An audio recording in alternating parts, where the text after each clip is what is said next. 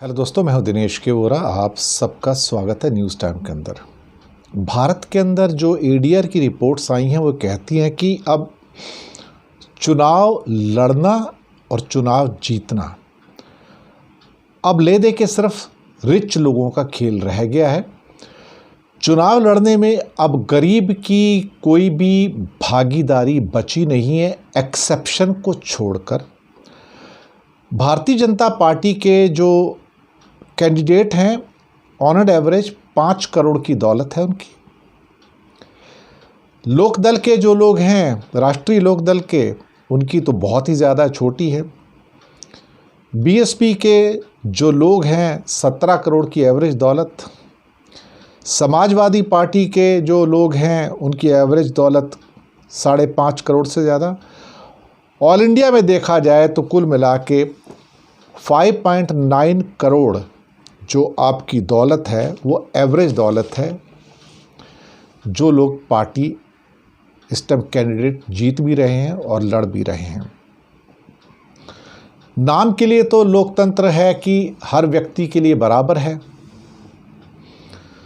पर कहीं ना कहीं इस बात का एहसास अब सबको होना शुरू हो गया है कि the democracy is for the rich, democracy is of the rich.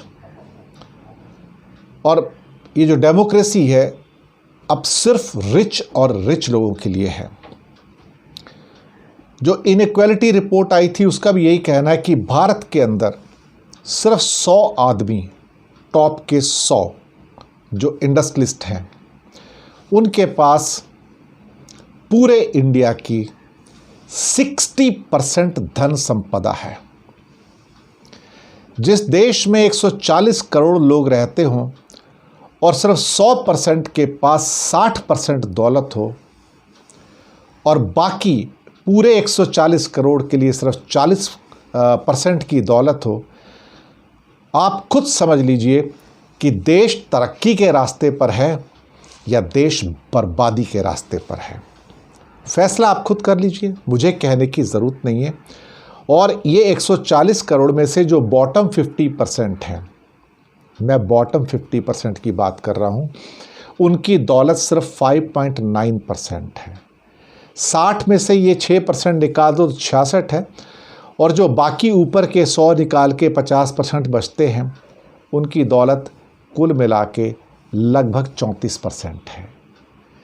ये भारत की ट्रेजेडी है, ये भारत की त्रासदी है कि इस भारत में ना गरीब की जगह है, ना गरीब चुनाव लड़ सकता है।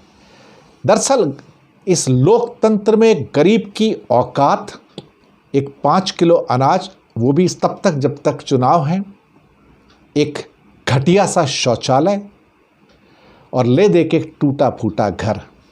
क्योंकि एवरेज दौलत जो बॉटम 50% की जो है, जो घर के मामले में जो बाकी सब मिला के वो 60,000 के आसपास है। जय हिंद कहूँ या क्या कहूँ, सोच में पड़ गया हूँ। चलिए, जय हिंद।